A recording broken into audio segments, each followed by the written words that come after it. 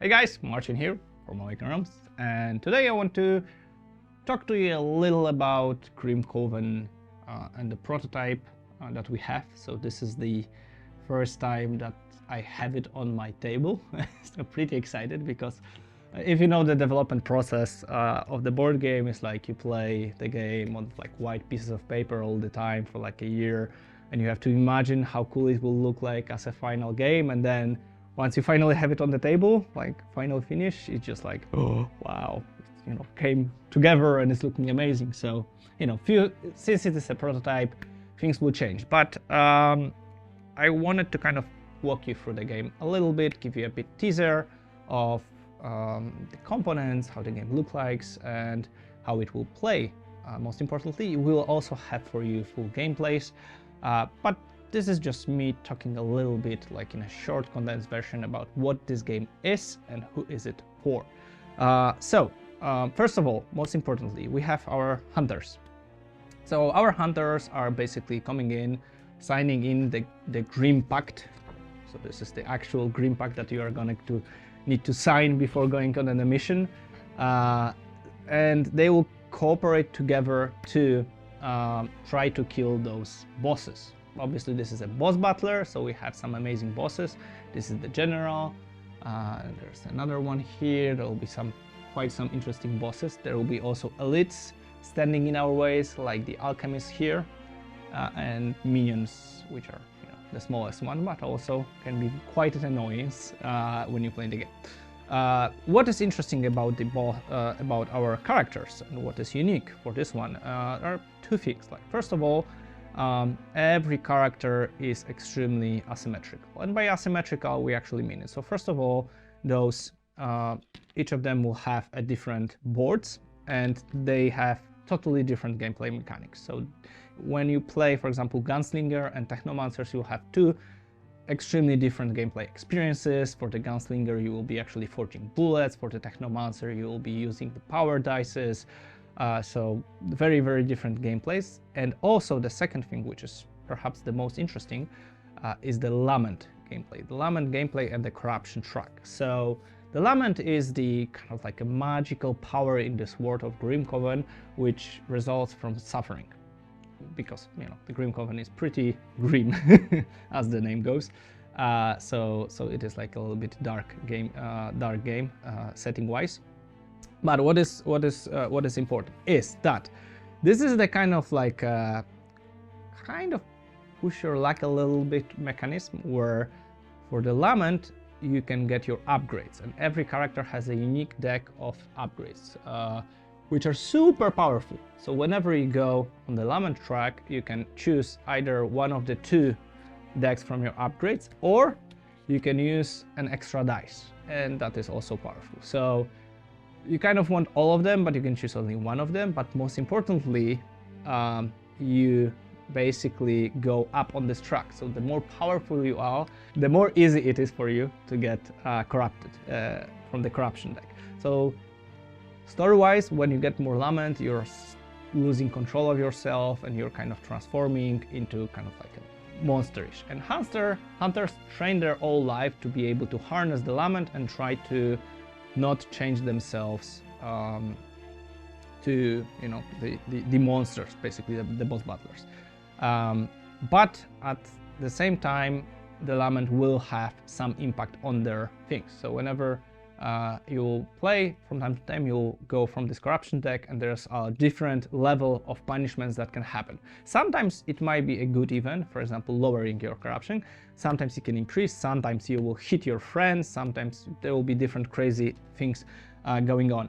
And the game is, first of all, obviously about defeating the boss, but you also need to balance the kind of Lament on your board, and I think we succeed in creating this amazing feeling where you want new upgrades, but it is also risky, and you kind of like need to make those very, very hard decisions, also looking at the situation on the boards. And every character, on top of that, every character has its corrupted version. So whenever you go at the half of the track, you actually change your character into corrupted version of himself, which is more powerful, but again, it is more powerful but more susceptible to the corruption deck.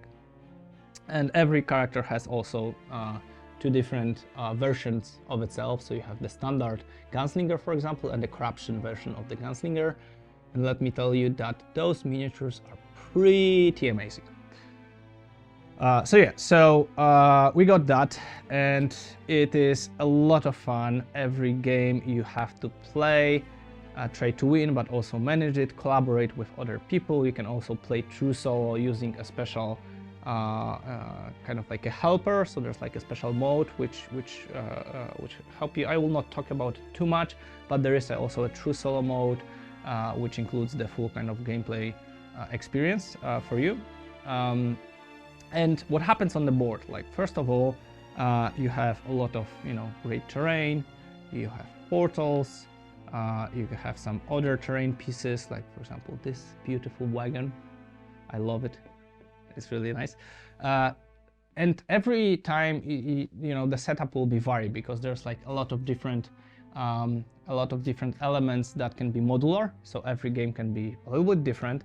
There are secret decks that comes from the map, and every time they can be like a different event. So sometimes you will see, like let's say discourage, right? And sometimes there will be bandit inside. Sometimes there will be like a noblewoman inside, and you'll have a different story interactions. So every game will be quite different. Obviously, you have our bosses that have their own special board. They have extremely complex, maybe not complex, but they have a very, very unique actions and characteristics about themselves. So every time you play, they will be quite a menace to kill them and fight with them, and you'll have to kind of manage between trying to gather more lament and become stronger, but still you need to remember about the boss and fight about the boss. You'll have elites that can, change between different fights. So sometimes you'll play with alchemists and generals, sometimes with other bosses. So every time those interactions will be very different. And we'll have like a standard minions that will have the simplest actions, but they will be still, you will have to crowd manage them, and you have to make sure that you are playing very smartly on the board. The movement on the board will be very crucial to make sure that you try to survive, try to gather loot.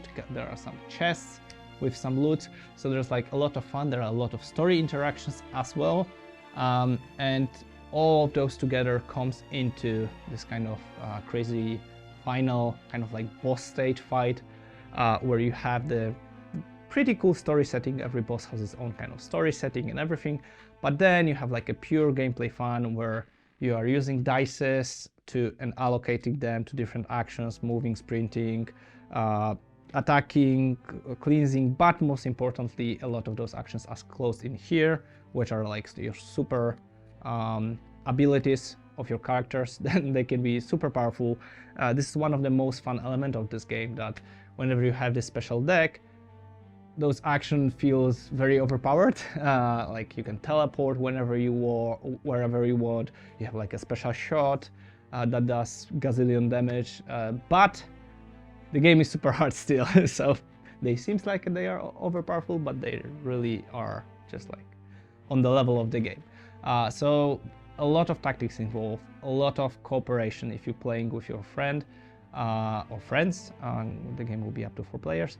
There's like a lot of talking over the board, what to do, how to go about it, who goes where, what to do, and how to manage it, how to bring down the boss. Maybe we want to stop his next attack, maybe we want to get some lament. So there's like a lot of fun above the board. There's a lot of tactical thinking. You need to know your character very well to perform on the game. So every time you play a different character, you will kind of get the feel of their new gameplay. So the replayability factor is really super high, because you have so many like different bosses, different elites, different board setups. There will be a lot of different board tiles. Minions are there, so everything will change, and this gives you so many different options to play.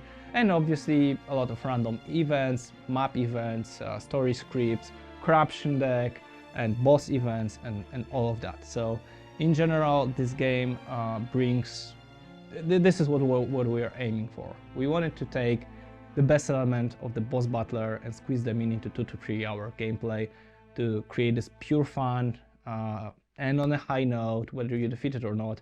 Then you have like also bits of story. It is not super story heavy, but before the combat and after combat you have those story kind of settings, giving you a little bit more info about those bosses that you are fighting, so that you can get more into the game.